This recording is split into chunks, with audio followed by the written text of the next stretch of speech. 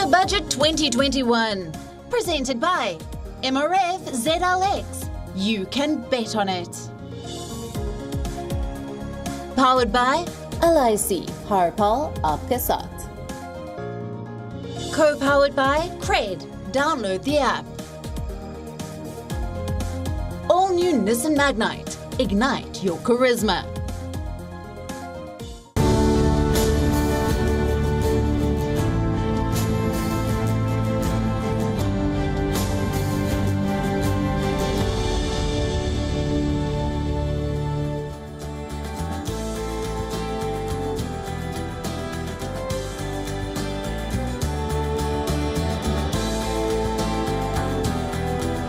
The one window of opportunity India has today is its ability to attract corporate refugees exiting China.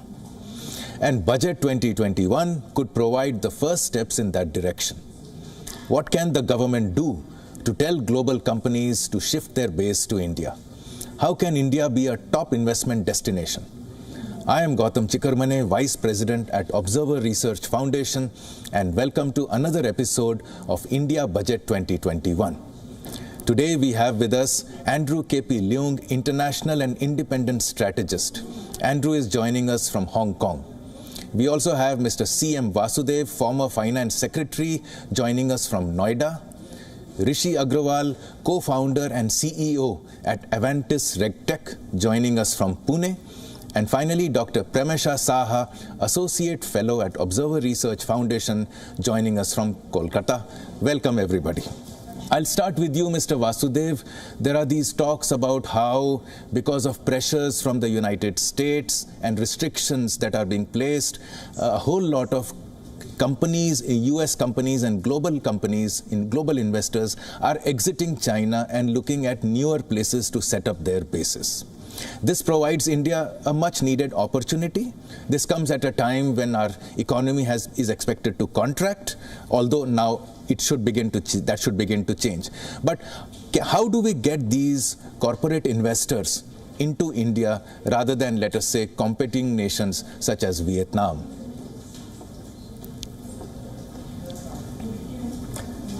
Well, you're right to a large extent that because of the trade war between China and US in the Trump era, there was a lot of uncertainty amongst the investors, especially the US investors in China, whether they should have all the eggs in one basket or they should diversify. And that trend, I think, is being further intensified because of the COVID situation, where most of the economies, more so the developed economies, who are the bigger sources of foreign direct investment, they want to diversify the supply chain and all that, which is so much concentrated in China today. So the COVID effect and the US-China trade war, the combined effect is that there are a lot of companies who are currently doing business in China, have FDI in China, are wanting to spread out their risks. So that basic thing is correct. Now, India also has been making some, I think, efforts to try to woo those companies to invest in India, but I don't know if anything very significant has been done in that area. There have been a few investments here and there, but overall the foreign direct investment into India has been one of the brighter spots during this recession period of COVID. We've seen in FDI growing at 16 to 30%. We are expecting maybe $50–60 billion in a year FDI, and the total FDI has crossed 500 billion. But I think we cannot think of wooing investors out of China into India only in isolation. After all, the environment and the climate for FDI in the country has to improve. The macroeconomic situation has to improve. Economy has to start doing well, and all the problems which have come of the recession because of COVID, they have to be tackled. So basically, it would first require fixing of the economy, bringing the economy to a reasonable growth path, having macroeconomic stability, having a very stable tax regime, which is extremely important for foreign investors, which we have seen in the past, some retroactive taxes and all that which were imposed. So stability in tax regime is very important, which I am sure government is committed to do. And also having the Indian economy open. After all, FDI comes into any country, of course they are attracted by the large domestic market that countries like India and China have, but they also want to develop that as a base for exports. So too much of protection and all that tendency which is there currently in India, I think that can have a counterproductive effect for FDI. So you have to have a stable tax policy. You have to, and of course the tax regime in India has been considerably simplified, and the corporate tax rates have come down.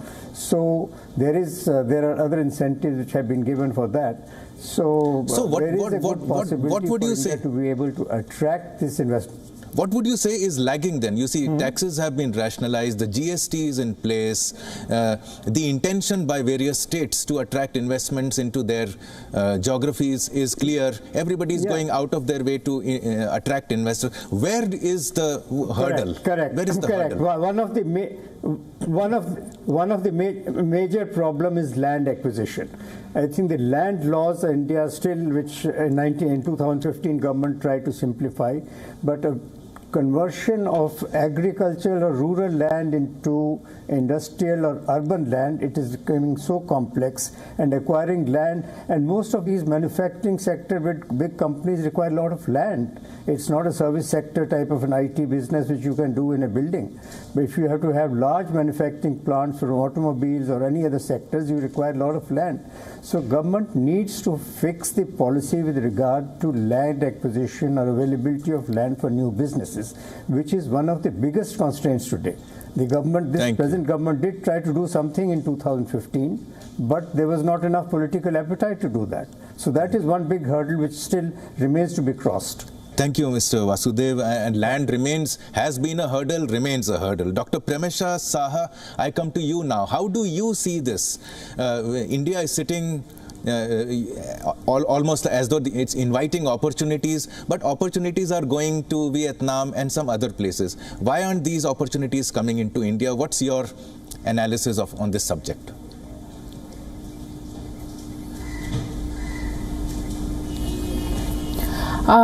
As my previous speaker very rightly pointed out, the basic premise that you have set, that given the recent pandemic and also the ongoing US-China trade war, and also for Trump's stricter policy towards China, we did see an effort by countries like Japan, South Korea, looking to diversify their investments to other countries, or even shift their production bases to countries like India and mainly to Southeast Asian countries.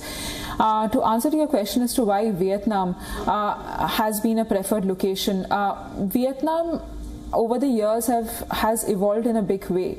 I mean, in terms of attracting investments, in terms of, and in a way, given, if I have to speak from the geopolitical aspect, which is the hat that I wear at my workplace, if we see how the China-Vietnam relations have been also, the tussle that they face in situations like the South China Sea, China has been trying to woo its Southeast Asian neighbors. We can see how it influences the mechanism in ASEAN. So investments in countries like Vietnam has a political tinge to it as well. To get these countries to be more economically dependent on China, so that evolving stronger relations with other powers like India, Australia, US, or even Japan gets impacted. So even if these countries are looking for stronger relations with countries of the Indo-Pacific, be it India, be it US, be it Japan, there still is a tendency towards hedging. It's a balancing strategy. It's not so much favoring one country over the other. So that is one aspect as well. And second is, as Mr. Vasudev clearly pointed out, the land acquisition is is a major hurdle when we look at inviting other countries to invest in India as well. But India has been taking some initiatives as well. We see other aspects of supply chain mechanisms that has been developing, like we have the recent India, Australia, Japan supply chain network that they are trying to establish, and they are trying to bring in other countries from Europe and even US to join in. So if this takes shape, that would be a welcome move, which would open a lot of avenues for India and also other countries to come and invest. Thank you, Dr. Saha. I now come to Andrew Leung.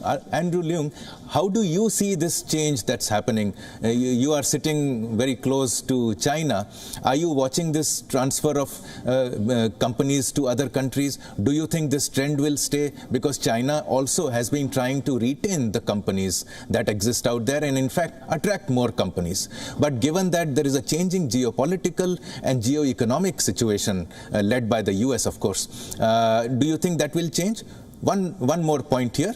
The recently signed CAI, the recently announced CAI with the China EU investment deal is another new actor in this shifting chessboard. How do you see all these together from Hong Kong? Well, I mean, you mentioned the CAI, the Comprehensive Agreement for Investment between the European Union and China. And of course, added to that is the recently signed Regional Comprehensive Economic Partnership with all the ASEAN countries and their trading partners. It's the world's largest trading bloc up to now, accounting for a third of the world's GDP and a third of the world's population without India.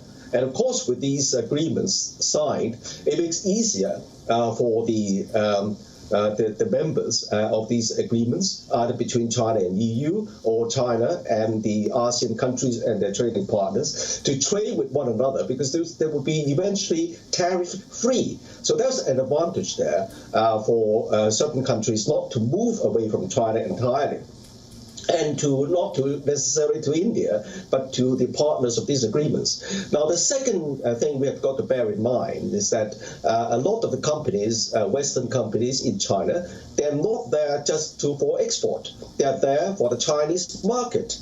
And those companies that are going to produce in China and sell in China are unlikely to move away from China. So I think that that's the second important difference there. The third point we have to bear in mind is, of course, China is the world's largest manufacturer, ahead of the United States. And the reason is not just because of volume, it's because that any time you want to produce something within about 2 hours traveling distance, you can find all these contracting parties, small firms or companies that have very, very experienced in producing goods up to the standards of Western markets. And that's been going on for a long, long time. And that's why there's a great deal of dependence on this ecosystem in China.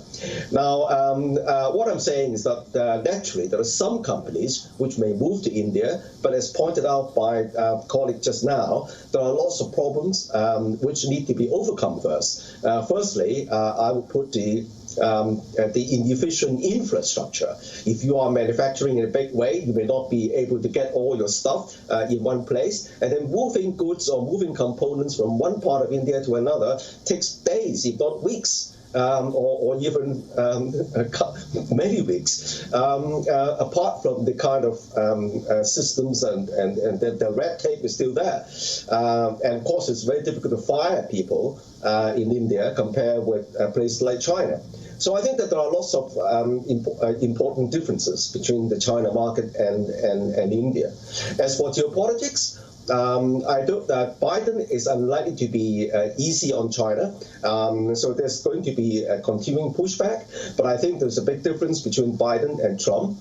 I think Biden is going to be more principled rather than use a blunderbuss, sort of covering everything. So it's likely to be more selective. So I think that while some parts and components may have to move out of China, but not all.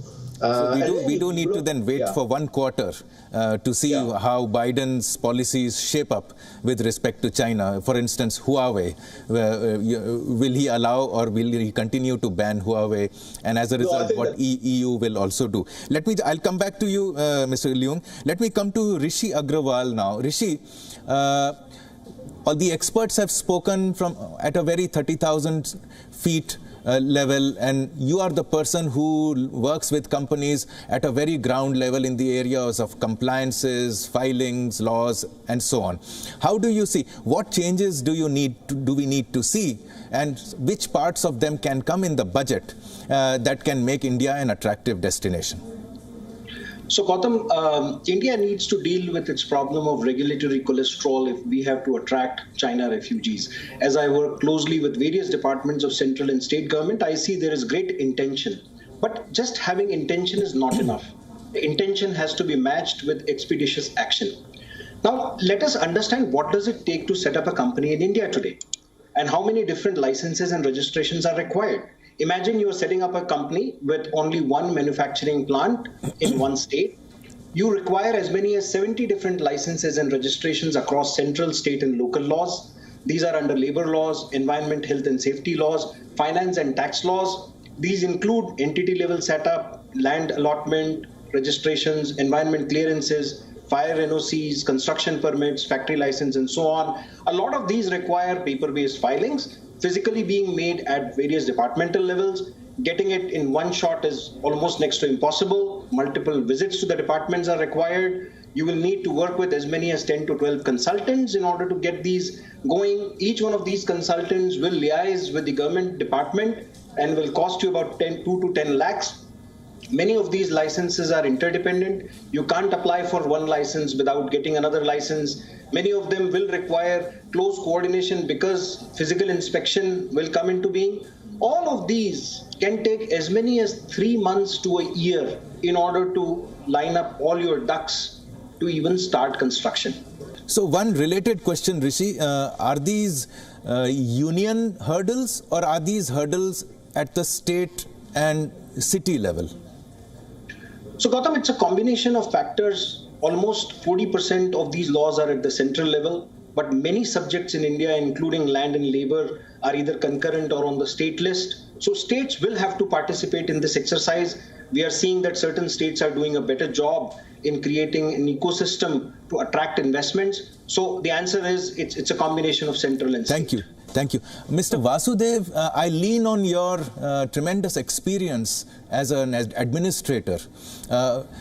You must have had about 35 to 40 years of running various departments, heading various things, and doing amazing amount of work across states and in the union level. Did you ever see that this could be such a big problem? Is it a cumulative problem? How has this problem become so big? You know, if you've got laws, there have to be regulations and there have to be people who have to enforce those laws. There's no point in having laws for environment or various other things, or labor laws or factory laws or this law. You must have systems to enforce them.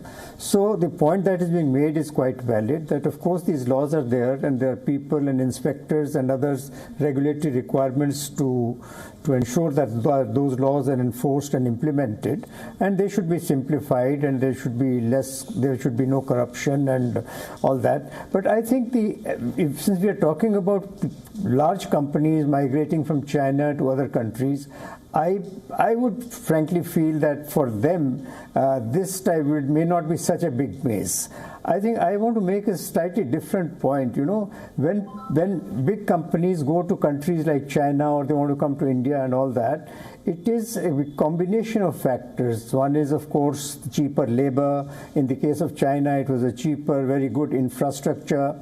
And of course, the large market that the country provides as a base for the operations of that company, the same advantages India has in terms of the market. So it is not very likely that very large-scale migration of companies will take place away from China, because China is such a big market and companies would like to have a presence there to benefit from that market. But they will come to India also for the same reason.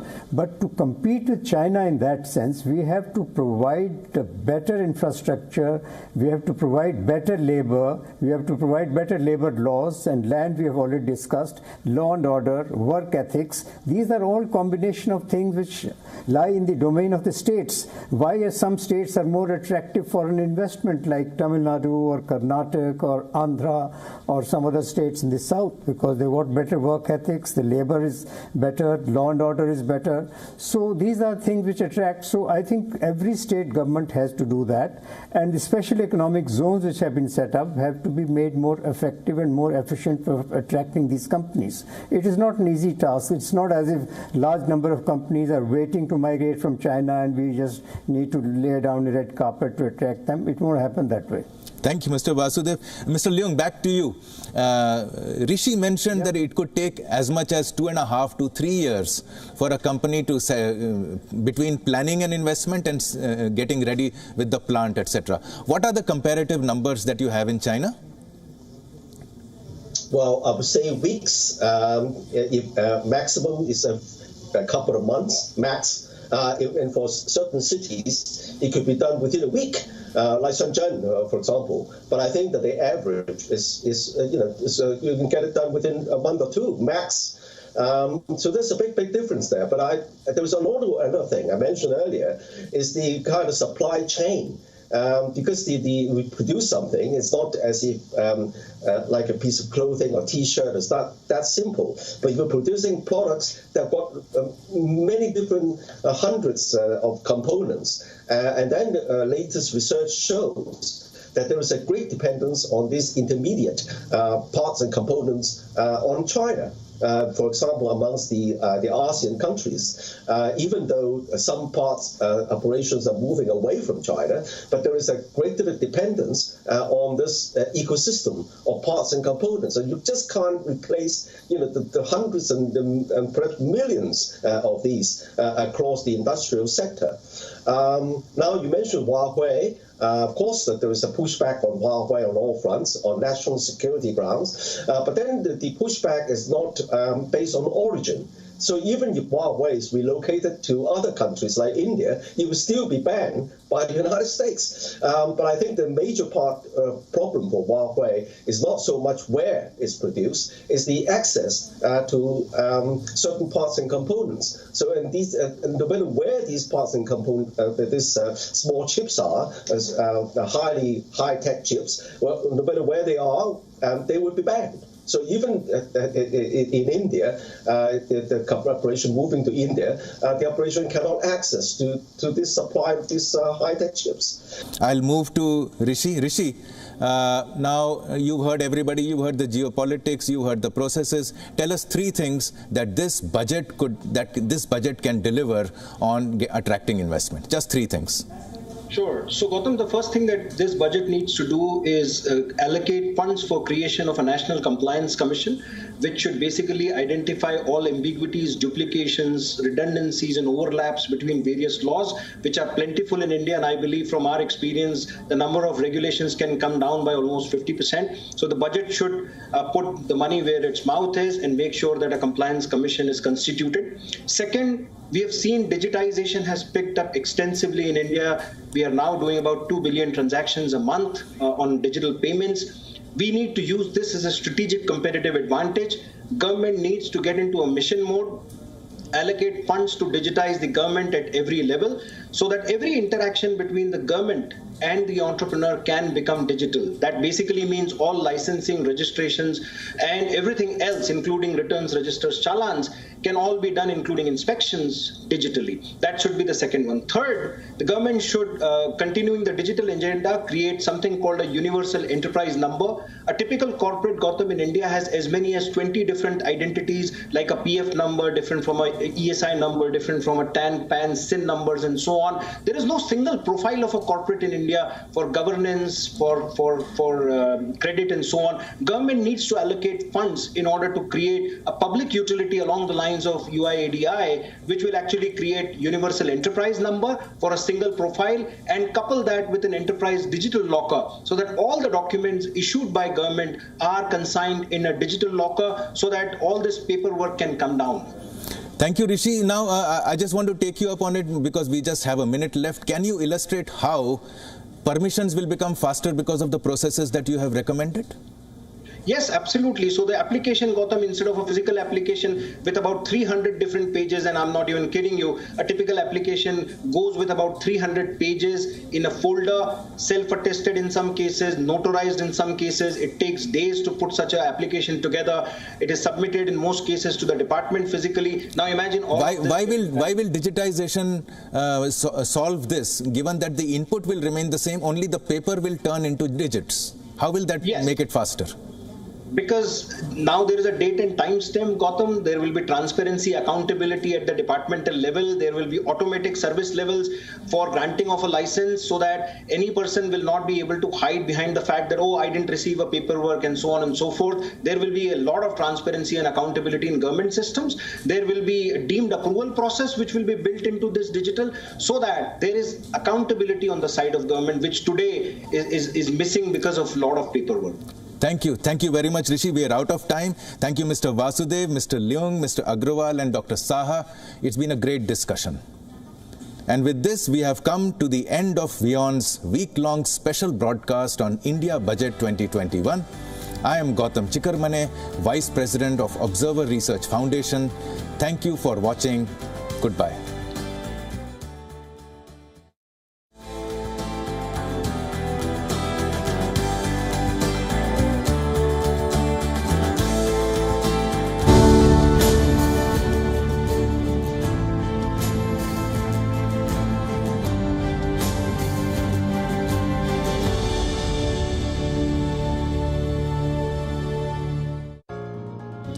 Budget 2021, presented by MRF ZLX. You can bet on it. Powered by LIC, Harpal Aapke Saath. Co-powered by Cred. Download the app.